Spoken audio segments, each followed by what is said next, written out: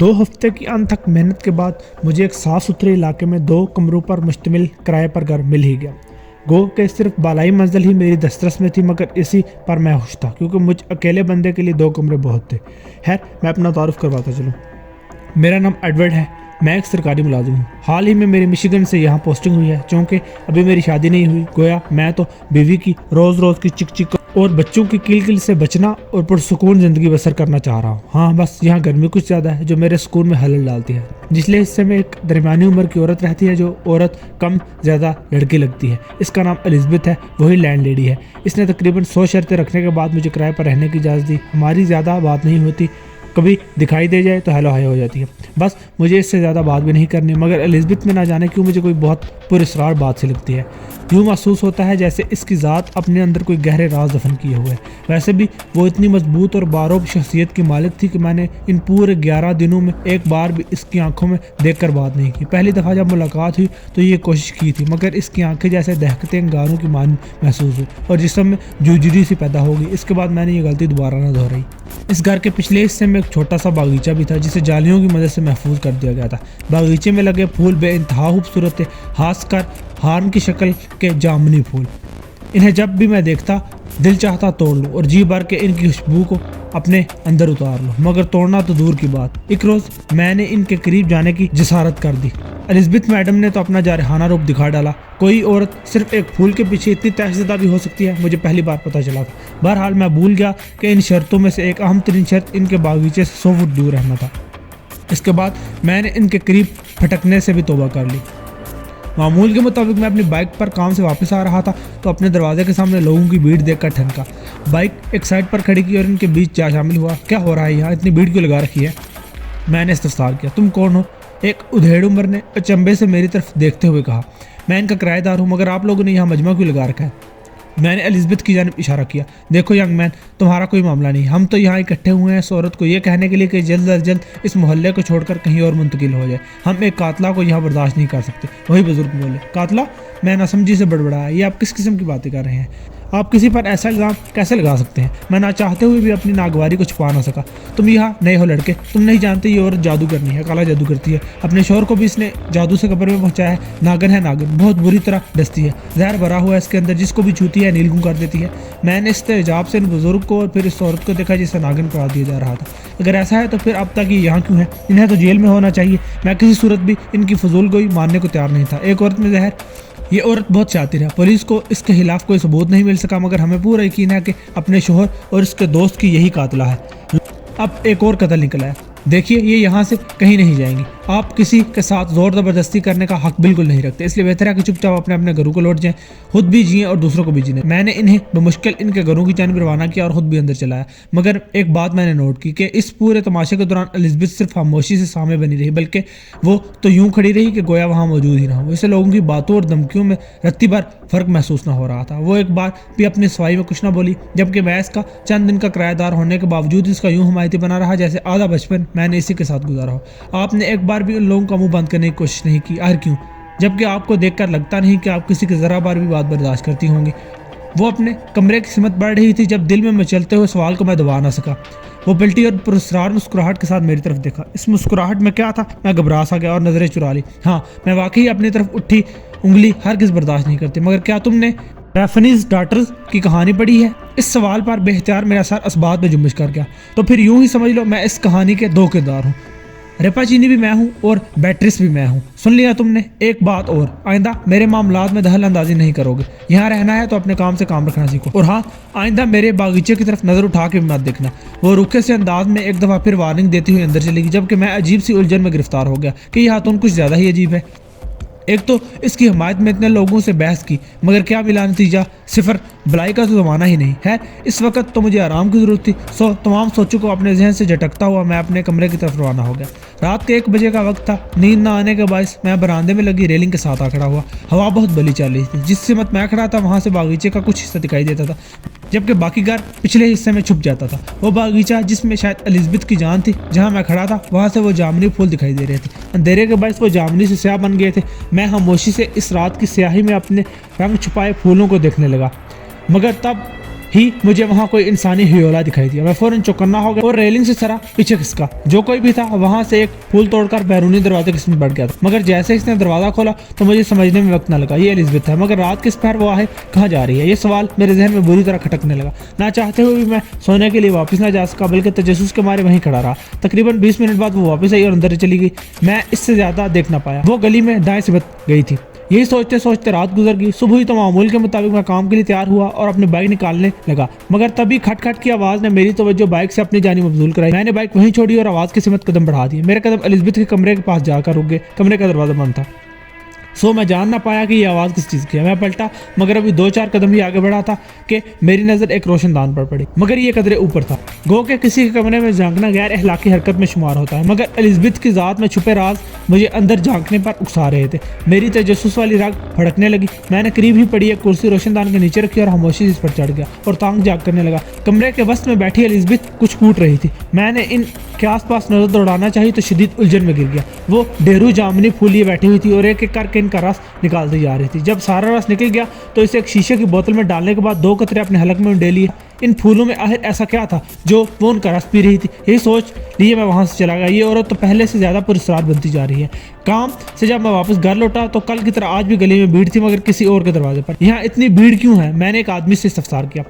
Smith का इंतकाल हो गया, किसी ने इन्हें जहर दिया था। स्मिथ वही बुजुर्ग थे जो कल जोर अंदाज में एलिजबेथ को इस मोहल्ले से निकालने की बात कर रहे थे। आखिर किसने मारा होगा इन्हें, वो भी जहर देकर? सारी रात में सोचता रहा। ध्यान स्मिथ की मौत से हटकर एक बार फिर एलिजबेथ की तरफ चला गया। यहाँ तक कि एक ख्याल बर्क की तेजी में मेरे जहन में गूंजा। ओ खुदाया, मैं जो सोच रहा हूँ क्या एलिजबेथ वैसी है? बेहतियार मेरे मुंह से निकला। वो ख्याल जो जमाके की सूरत में जहन में आया था वो था रिपा चीनी की कहानी, जिसमें डॉक्टर रिपा चीनी एक साइंसदान था। इसने अपनी तहकीक को लोगों के लिए मुयस्सर बनाने के बजाय इनके लिए खतरे का बायस बना डाला।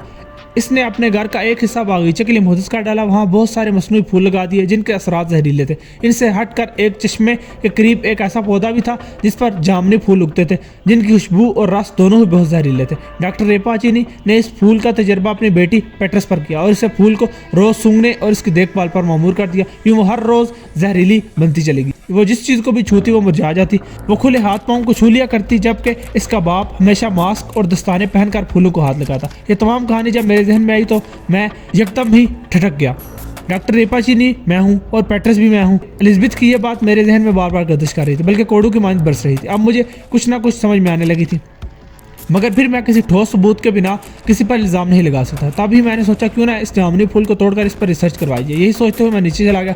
रात के 3 बज रहे थे। एलिजबेथ सोई होगी। इस वक्त फूल को हासिल करना आसान था। हाथों में दस्ताने और चेहरे पर मास्क पहन लिया और साथ ही एक रुमाल भी ले लिया कि अगर ये फूल वाकई जहरीला हुआ तो कहीं मैं अपनी जान को खतरे में ही ना डाल बैठूं। मैं दबे पाऊँ चलता बिना आहट पैदा किए दरवाज़ा खोलकर बागीचे में चलाया और बिना वक्त ज़ाया किए इसे तोड़कर रुमाल में लिया और वैसे ही बिल्ली किसी चाल चलता ऊपर आ गया। अब मुझे बस सुबह का इंतजार था ताकि इसे अपने दोस्त की लैब में रिसर्च के लिए ले जाओ। इत्तेफाक से मेरा दोस्त भी यही रिहाइश पजीर था। कतरा कतरा करके रात की तारीकी सुनहरी रोशनी में तब्दील होगी। मैंने नाश्ता तैयार किया और दफ्तर जाने से पहले अपने दोस्त की लैब में चला गया और इसे फूल देकर इसके पीछे तमाम कथा इसके गोश गुजार कर दी। कुछ ही देर बाद इसने मुझे अपनी लैब में बुलाया। मैं कुर्सी पर इसके रूबरू जा बैठा। हमारे दरमियान एक मेज़ हायल थी और मेज़ पर पैकेट में बंद वही जामुनी फूल पड़ा था। अब जरा मेरी बात गौर से सुनो। मेरे दोस्त ने गला खनकारते हुए तमहीद बांधी। ये फूल बहुत ही जहरीला है। वो मजीद बोलने ही वाला था कि मैं बोल पड़ा, यानी मेरा शक दुरुस्त था। ये वाकई जहरीला है। अब समझ में आई कि एलिजबेथ मुझे बार बार बागीचे से दूर रहने के लिए वार्न क्यों करती थी और इस रोज़ यही फूल लिए घर से बाहर क्यों गई थी। ओ मेरे खुदा, मैंने अपना सर पकड़ लिया, जबकि दोस्त ने बात वहीं से शुरू कर दी। इसे छूना इतना खतरनाक नहीं है, बल्कि सूंघना बहुत ज़्यादा खतरनाक साबित हो सकता है। हत्ता कि जान भी जा सकती है, क्योंकि इस खुशबू में ऐसा ज़ाहिर होता है जो दिमाग को मफलूज कर देता है। दिमागी नसें फट सकती हैं, ब्लड प्रेशर भी हाई हो सकता है और इन तमाम सूरतों में जान से हाथ धोना पड़ सकता है।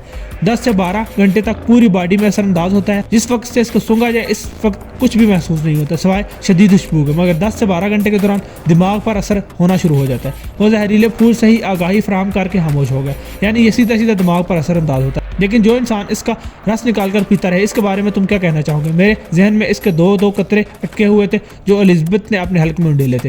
मेरा दोस्त इस बात पर मुस्कुरा दिया और बोला, जो इंसान इस खतरनाक जहरीले फूल का रस पिए, जैसा कि तुमने बताया 2 कतरे, तो इसका मतलब है कि वो खुद को जहरीला बनाने की कोशिश में है। 2 कतरे अगर वो रोज पिए तो इसकी बॉडी बैलेंस कर जाती है, इसकी निस्बत कि वो एक बार ही सारा रस पी डाले। यह खतरनाक है। इसको सूंघना ज़्यादा खतरनाक है, क्योंकि ऐसे ये सीधा दिमाग पर असरअंदाज करता है। कभी तुम तजर्बा करना कि कोई ऐसी खुशबू जो बहुत तेज़ हो या तुम्हें पसंद हो तो इसे सूंघने से तुम्हारा दिमाग घूम जाएगा, सर चकराएगा, क्योंकि खुशबू सीधे दिमाग पर असरअंदाज होती है, जबकि किसी चीज़ का खाना पीना सबसे पहले मैदे पर असरअंदाज होता है, फिर मुकम्मल बॉडी पर। और अब तुम्हें एक और राज की बात बताऊं, दोस्त ने राजाना अंदाज में कहा तो मैंने मुतजस्सिस नज़रों से इसकी तरफ देखना शुरू कर दिया। दोस्त की मुस्कुराहट पहले से भी ज़्यादा गहरी होगी। इस फूल के रस में ऐसी खासियत है जिससे इंसान अपनी बढ़ती उम्र पर भी काबू पा सकता है ना? अजीब बात, नाकाबिले यकीन बात। हाँ वाकई ऐसा कैसे मुमकिन है? बेहतर मेरे मुंह से निकला। मुमकिन है, खासकर आजकल के साइंसदानों के लिए सब मुमकिन है। दुनिया में कई रोज हैं जो अपनी उम्र को कंट्रोल करने की खातिर इस फूल को इस्तेमाल कर रहे हैं, जिनमें से एक एलिजाबेथ भी है, मगर इसके इस्तेमाल से वो दूसरों के लिए खतरनाक बनती जा रही है। तुमने कभी रेपाचीनी डायर की कहानी सुनी है? दोस्त की बात काट कर मैं बोला। तो बस फिर जान लो कि रेपाचीनी ने तो अपनी बेटी पर तजर्बा किया था, मगर इस औरत ने खुद पर किया। जिस तरह पेट्रस जिस चीज़ को छूती वो मुरझा जाती है और इसका वजूद सांसें इंसानों और कीड़े मकोड़ों के लिए भी खतरनाक साबित होती है, इस तरह एलिजाबेथ भी दूसरों के लिए खतरे का बायस है। बेहतर है कि तुम अपना बोरिया बिस्तर समेटो और कोई दूसरा घर तलाश कर लो, वरना तुम भी इस खतरे की लपेट में आ सकते हो।